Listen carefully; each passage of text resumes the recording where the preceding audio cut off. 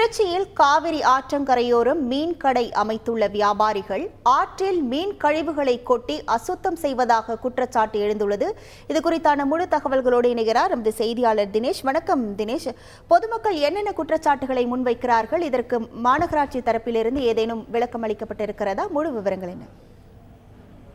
வணக்கம். அதாவது திருச்சியினுடைய மைய பகுதியாக ஒரு அடையாளமாக இருப்பதே காவிரி மேம்பாலம் என்று சொல்லலாம். இந்த காவிரி மேம்பாலத்தினுடைய மாம்பழச்சாலைக்கு பகுதியில சாலை ஓரத்தில் பார்த்தோமேயானால் வார நாட்கள்ல ஒரு சில மீன் கடைகள் அமைத்திருந்தனர்.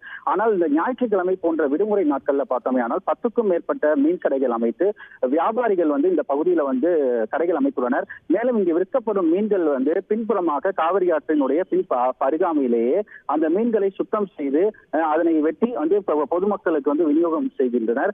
மேலும் இந்த வெட்டப்படும் மீன்களினுடைய கழிவுகள் அனைத்தையும் காவிரி ஆற்று தண்ணீர் சென்று கொண்டிருக்கிறது. அந்த பகுதியில அந்த காவிரி ஆற்றிலேயே கொண்டு போய் அந்த மீன் கழிவுகளை கொட்டுகின்றனர். இதன் காரணமாக இந்த காவிரி நீருடைய அந்த புனித தன்மை கெடுகிறது. மேலும் அந்த காவிரி நீர் முற்றிலுமாக அசுத்தம் ஏற்படுகிறது. மேலும் குறிப்பாக திருச்சி மாநகராட்சியை பொறுத்தளவில் நீராதாரமாக இருப்பது, குடிநீர் தேவைக்கு நீராதாரமாக இருப்பது இந்த காவிரி ஆறு தான்.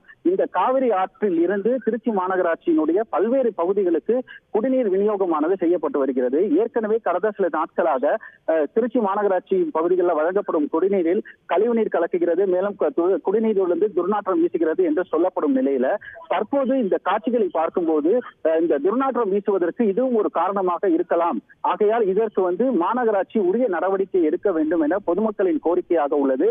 மேலும் இந்த விற்கப்படும் கடைகள், தேசிய நெடுஞ்சாலை பகுதியில விற்கப்படும் கடைகளுக்கு அனுமதி என்பது கிடையாது. என மீன் விற்பனை வேண்டும் என்றால் அதற்கென்று விற்பனை நிலையங்கள், அதற்கென்று மார்க்கெட்கள் உள்ளது, அங்கு மட்டுமே விற்பனை செய்யப்படும். ஆனால் இந்த சாலை ஓரத்தில் இது போன்ற கடைகள் அமைக்க அனுமதி இல்லாத பட்சத்தில் இவர்கள் மீது கடுமையான நடவடிக்கை எடுக்க வேண்டும் என பொதுமக்களின் கோரிக்கையாக உள்ளது. இந்த புனித காவிரி ஆற்றில் குளிப்பதற்காக தமிழகம் மட்டுமல்லாது பல்வேறு மாநிலங்களில் ஏராளமானோர் இங்கு வருகை தந்து இங்கு குளித்து விட்டு இங்கு அருகே உள்ள கோவில்களில் வழிபாடு செய்து வரும் நிலையில இந்த காவிரி நீரில் தற்போது இந்த புனித தன்மை கெடும் நிலையில் இந்த மீன் கழிவுகளை கொட்டும் இந்த காட்சிகள் தற்போது வெளியாகி மிக பெரும் ஒரு பரபரப்பை ஏற்படுத்தியுள்ளது. உங்கள் முழு விவரங்களுக்கு நன்றி தினேஷ். செய்திகளை உடனுக்குடன் தெரிந்து கொள்ள உடனே சப்ஸ்கிரைப் பண்ணுங்க.